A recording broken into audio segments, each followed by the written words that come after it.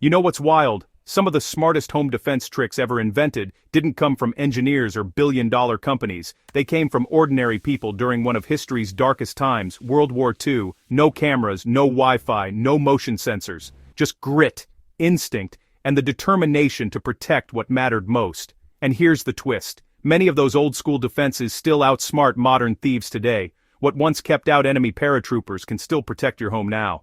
Because sometimes, the best security isn't digital. It's psychological. Let's rewind to 1940. Britain stood alone, bombs rained from the sky, and fear spread faster than the firestorms lighting up the cities. Every night blackout curtains fell across windows, every morning people swept glass from their doorsteps. The threat of invasion loomed heavy, and the government told civilians one thing: be ready. If the enemy lands, your home could be the front line.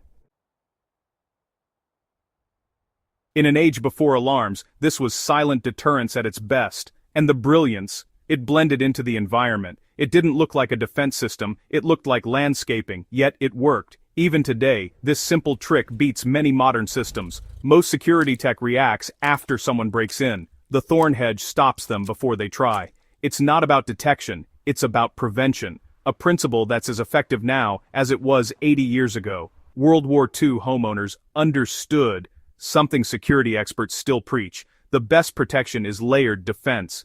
They didn't rely on one thing, they built systems, each layer slowing intruders and buying time. First came the perimeter, thick hedges, trenches, and even barbed wire hidden beneath shrubs. Next came the approach, gravel paths that made it impossible to move silently. Inside, doors were reinforced with wooden crossbars and windows were fitted with internal shutters. Every element was designed to frustrate, delay, and discourage. It was all about delay and deter. In wartime, even seconds mattered. Today, the same psychology applies. Criminals avoid complicated targets. Visible cameras, lights, and hedges send one message. This house isn't easy. Most thieves move on before even trying. But beyond barriers, World War II civilians built something deeper, a mindset. They didn't wait for help. They planned, prepared, and adapted. In every blackout, they rehearsed what to do if bombs fell or strangers came knocking. This wasn't paranoia, it was practical resilience. That mindset is worth more than any gadget. Technology can fail, but knowledge never does. The people of that era understood that real security started with awareness. They didn't just lock doors, they thought ahead. They used human psychology as a weapon. Your first layer of defense is your perimeter. Forget decorative plants, choose natural deterrence. Thorny shrubs like holly or pyracantha under windows create both beauty and protection. Add crushed gravel near entrances or alongside paths. It's impossible to cross quietly. Your second layer is the structure itself. Reinforce doors with solid cores and metal hinges. Add internal crossbars if possible. Simple, strong, and nearly impossible to kick down. Upgrade locks so they actually resist pressure, not just look good. Your final layer is psychological presence. Lighting is crucial. Motion lights, timed lamps, and even fake security signs create uncertainty. In wartime, civilians used fake sentries and shadows in windows to make their homes look occupied. That illusion of vigilance kept intruders away. Today, that same principle, appear active and alert, still protects homes better than silence and darkness ever will. What made these wartime defenses extraordinary wasn't just their design, it was their purpose. These weren't fortresses of fear. They were shields of hope.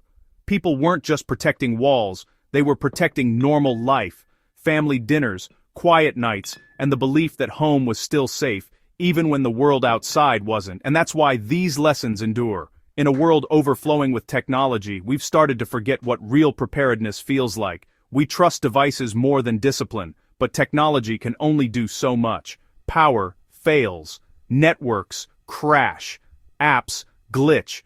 What doesn't fail is the human instinct to survive, and the creativity to adapt with what's available. Those wartime civilians didn't wait for rescue. They became their own defense system.